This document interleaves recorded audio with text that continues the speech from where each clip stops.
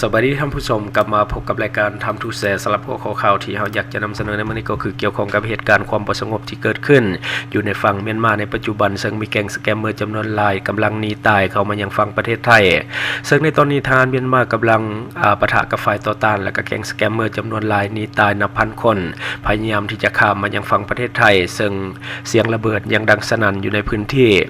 ในวันที่27พฤศจิกายนปี2025นับตั้งแต่เวลาเช้ามืดก็คือ 6 โมงเช้ากองทัพทหารเมียนมาพร้อมด้วยอาวุธหนักและก็ปืนกลจำนวนหลายได้บุกโจมตีอย่างหนักใส่กับทหารฝ่ายต่อต้าน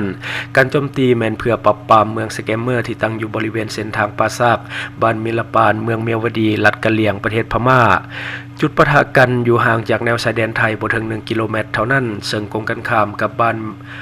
นใหม่แม่กลเกียนอำเภอแม่สอดจังหวัดตากของประเทศไทย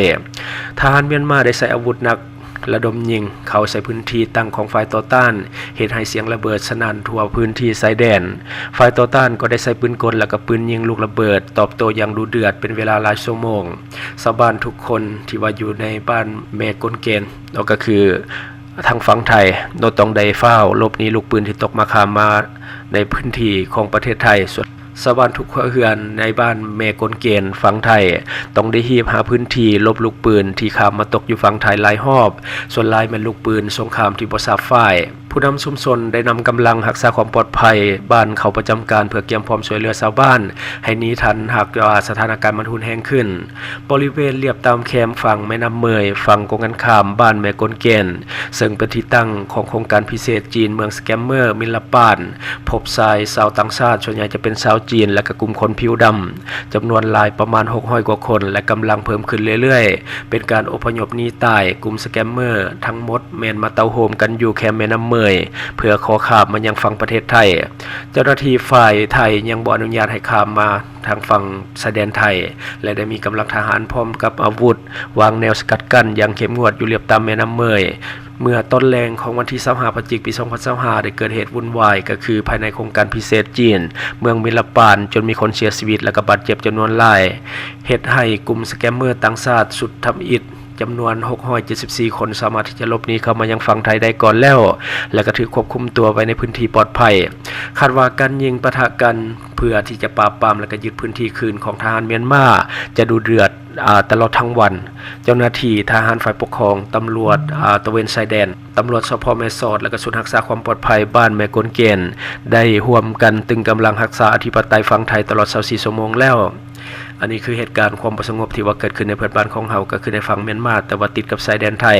ซึ่งมันเกิดในพื้นที่ที่มีกลุ่มสแกมเมอร์อยู่ก็คือฝ่ายต่อต้านกับฝ่ายรัฐบาลเขาจะยิงกันแต่ว่ากลุ่มสแกมเมอร์อยู่ในพื้นที่ก็ต้องได้หนีตายเพื่อที่จะข้ามมายังฝั่งประเทศไทยแต่ว่าตอนนี้เจ้าหน้าที่ของไทยก็คือบ่อนุญาตให้ข้ามเนื่องจากว่าเหตุการณ์มันยังบ่สงบและก็ยังบ่สามารถที่จะคัดกรองคนที่จะเข้ามาได้รวมทั้งเอกสารต่างๆที่จะเข้ามาแบบถูกกฎหมายอาจจะยังบ่ครบถ้วนแต่ว่าต้องได้เฝ้าติดตามอยู่ตลอดเวลาก็คือฝั่งนั้นมีการมาตึงกำลังกันอยู่ที่แคมป์ฝั่งแม่น้ำเมยเพื่อหาช่องทางและก็โอกาสที่จะข้ามมายังฝั่งประเทศไทยแต่ตอนนี้เจ้าหน้าที่ไทยบ่อนุญาตก็เลยว่ายังมาบ่ได้ก็เลยติดแงกอยู่ที่แคมป์ฝั่งแม่น้ำเมยตอนนี้เหตุการณ์มันรุนแรงขึ้นเรื่อยๆสำหรับการปราบปรามแก๊งคอลเซ็นเตอร์ในฝั่งเมียนมารวมทั้งรัฐบาลกับฝั่งต่อต้านและตอนนี้สแกมเมอร์จำนวนหลายก็กำลังหนีตายแต่ว่ายังบ่ฮู้ว่าสิได้ข้ามมาฝั่งไทยหรือบ่ตอนนี้ทางการไทยเขาบ่ให้ข้าม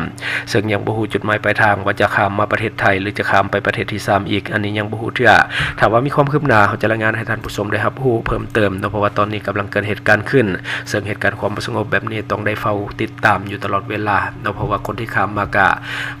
เป็นสแกมเมอร์ก็เป็นกลุ่มอาชญากรอยู่แล้วฉะนั้นการที่บ่รับเป็นสิ่งที่ถูกต้องแล้วอันนี้ก็คือสิ่งที่เราเก็บมาเล่าสู่ฟังหวังว่าท่านจะได้รับสาระดีๆสำหรับท่านที่ว่าเบิ่งรายการเฮาอยู่คิดเห็นจังไดก็อย่าลืมคอมเมนต์ไว้ภายใต้คอมเมนต์ของเฮาและข้าพเจ้าจะเข้าไปอ่านด้วยตนเองขอขอบใจสำหรับการติดตามช่องทางที่คุณสามารถรับชมข่าวสารจาก Time to Share Studio Fanpage Time to Share Laos YouTube Time to Share TikTok Time to Share Laos Facebook สิงห์ดาราสายลินอยู่เมืองลาวใช้แต่เงินกีบลาวและส่งเสริมผลิตภัณฑ์ภายในเพื่อลดผ่อนการนำเข้าสินค้าและแก้ปัญหาเงินตา Subscribe for more video